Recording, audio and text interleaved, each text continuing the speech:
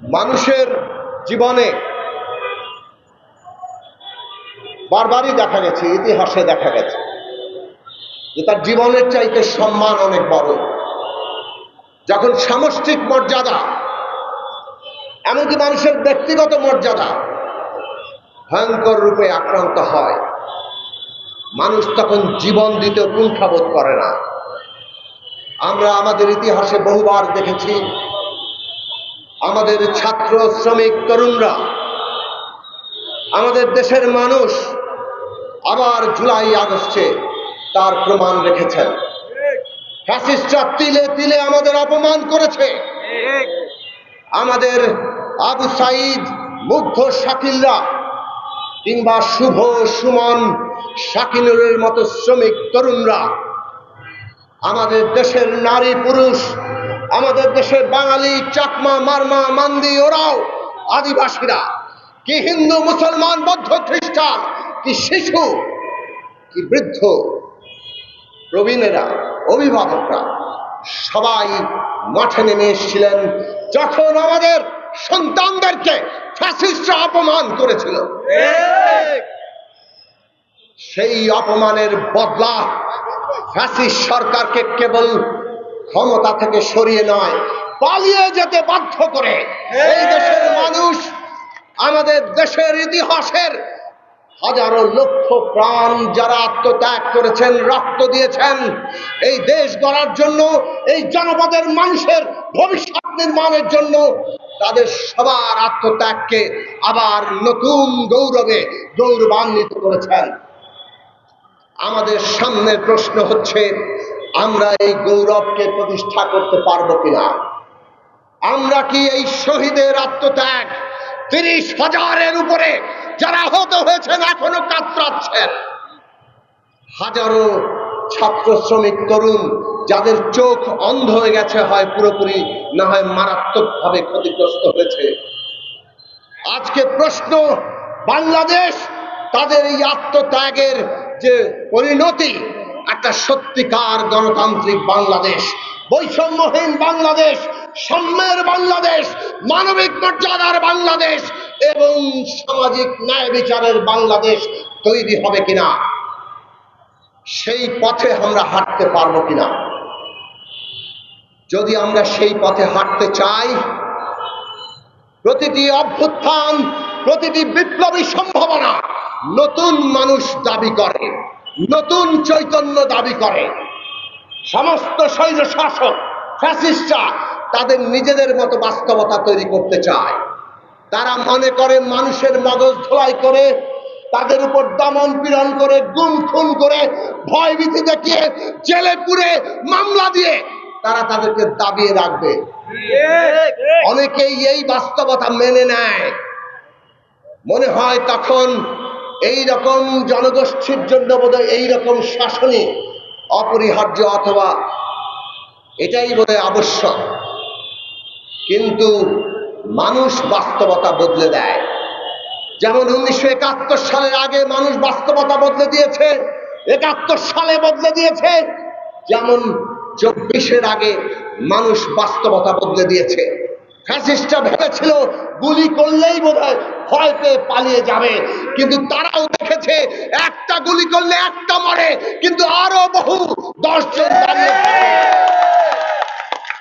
এই দাঁড়িয়ে থাকাই ওই আত্মমর্যাদা, এই দাঁড়িয়ে থাকাই নতুন চৈতন্য, নতুন মানুষের জন্ম। আজকে আমাদের সেই নতুন চৈতন্য আর নতুন মানুষের জন্ম দরকার। যদি সত্যিকার অর্থে নতুন বাংলাদেশ আমরা চাই, অভ্যুত্থানের শক্তিকে সংহত করতে হবে। অভ্যুত্থানের যে চৈতন্য, গণতান্ত্রিক বাংলাদেশ, সেই গণতান্ত্রিক শক্তি গড়ে তুলতে হবে। আর সেই গণতান্ত্রিক শক্তি গড়ে উঠবে ছাত্রদের মধ্য থেকে।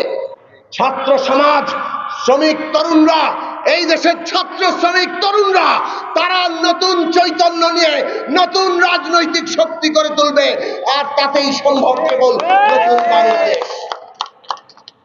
অভ্যুত্থানের উপর দাঁড়িয়ে থাকা সরকার 5ই আগস্টের পর থেকে আমরা বলছিলাম শহীদদের তালিকা করেন, তাদেরকে জাতীয় মর্যাদায় অধিষ্ঠিত করেন, তাদের পরিবারের দায়িত্ব নেন, আহতদের চিকিৎসা দেন, তাদের প্রত্যেকের জীবনের দায়িত্ব নেন। আজকে আপনারা সেই কাজ এখন পর্যন্ত করতে পারেন নাই। এটা দুঃখজনক, এটা বেদনাদায়ক, এটা বিব্রতকর। আপনাদের প্রধান কাজ এই আহত নিহত সকলের মর্যাদা প্রতিষ্ঠা করা। আপনাদের দ্বিতীয় কাজ ন্যায় বিচার প্রতিষ্ঠা করা। এই কাজের পরে বাংলাদেশের গণতান্ত্রিক উত্তরণ সম্পন্ন করা। সেটা না করে অন্য অনেক কাজ আপনারা যদি করেন, সেইটা মানুষ খুব ভালো চোখে দেখবে না। আমরা দেখছি, আজান দিচ্ছে, আমি শেষ করছি এখনই।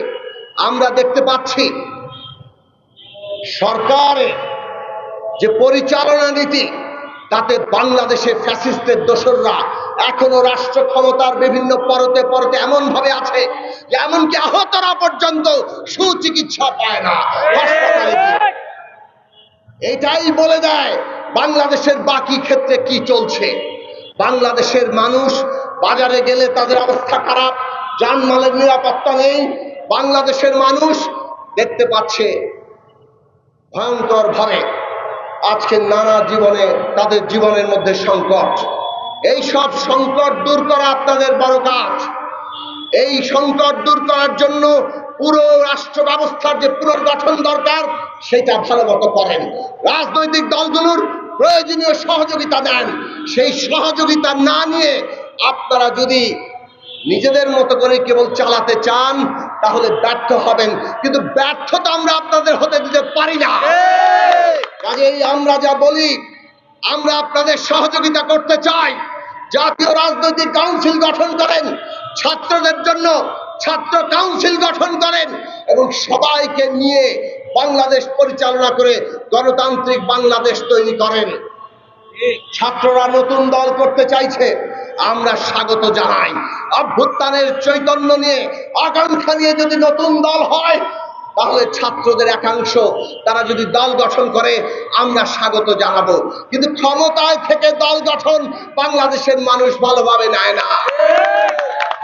রাজপথে আসেন, জনগণের ভেতর থেকে নতুন দল গড়ে তোলেন, যেমনটা আমরা গড়ে তোলার চেষ্টা করেছি।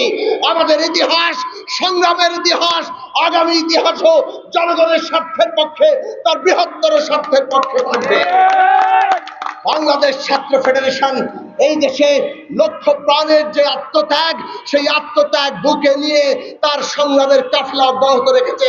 আরো সুশৃঙ্খল ভাবে সারা দেশের ছাত্র তরুণদেরকে সংগঠিত করে অভ্যুত্থানের আকাঙ্ক্ষার বাংলাদেশ প্রতিষ্ঠায় ছাত্র ফেডারেশন ভবিষ্যতে সেই ভূমিকা রাখবে, সেই আশাবাদ আমরা রাখি। আগামীর বাংলাদেশ আপনাদের দিকে চেয়ে আছে। প্রস্তুত হন নতুন বাংলাদেশ তৈরির জন্য। বাংলাদেশ আর আগের জায়গায় যাবে না।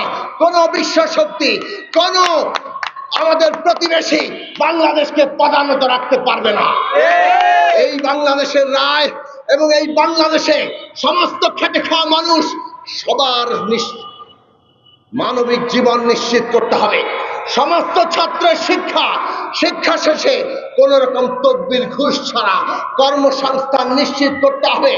আগামী দিনে সেই অর্থনীতি, আগামী দিনে সেই রাজনৈতিক ব্যবস্থা, নতুন রাজনৈতিক বন্দোবস্ত, সেইটা প্রতিষ্ঠার শক্তি গড়ে তুলুন। সেটাই আমাদের সামনের পথ। আপনাদের মঙ্গল হোক, আপনাদের জয়যাত্রা এগিয়ে চলুক, সেই কামনা রেখে আমি আমার বক্তব্য শেষ করছি। আপনাদের সবাইকে ধন্যবাদ।